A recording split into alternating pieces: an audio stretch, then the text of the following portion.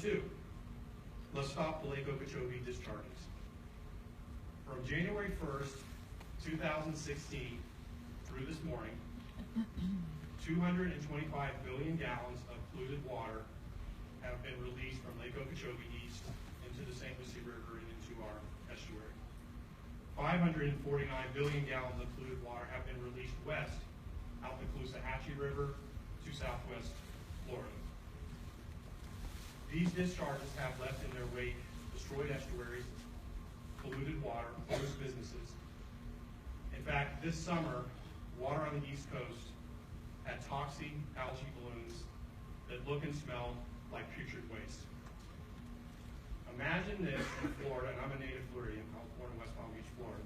So imagine this in Florida, home to 100 million visitors, a beautiful peninsula that we all live on. We have young women in my community that are part of the Treasure Coast Rowing Club. They cannot practice rowing in the actual rivers that we live in. We have signs, not only in the river, but in the ocean. No swimming allowed, too dangerous, bacteria. We have property values declining.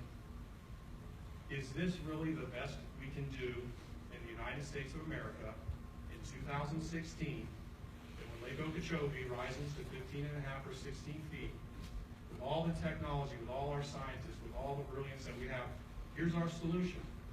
We're going to send it east and west into communities where millions of people live.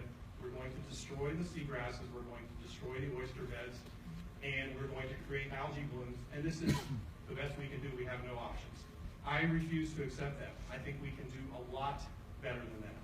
I had an 87-year-old constituent of mine from Nettles Island who came up to me at a recent community forum and said, I don't know how much time I have left.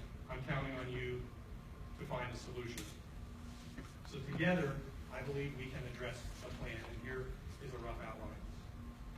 1, I agree that we need to expedite existing projects that will store, clean, and send water south of Lake Okeechobee. 2, we must insist that the federal government complete the necessary strengthening of the Herbert-Hoover Dike. But 3, and importantly, an indispensable component of the solution is increased water storage south of Lake Okeechobee. Now, some critics will say that this is a radical new idea. Please check your history, it's not. In 2000, we saw Governor Jeb Bush's historic bipartisan support of the Comprehensive Everglades Restoration Plan, the CERP plan, which anticipates having a reservoir and having additional storage capacity south of the lake. It only makes sense. They have to have somewhere to send the water when it comes into the lake. The University of Florida Water Institute study that we commissioned in 2014 and gave their report in 2015 confirms that additional southern storage is a necessary component to a long-term solution rather than poisoning estuaries east and west of the lake. We've been talking about a southern reservoir for 20 years. The time for talk is over. It's time to act. Thank you. Woo! Thank you, John. We can accomplish this goal while at the same time safeguarding our agricultural community.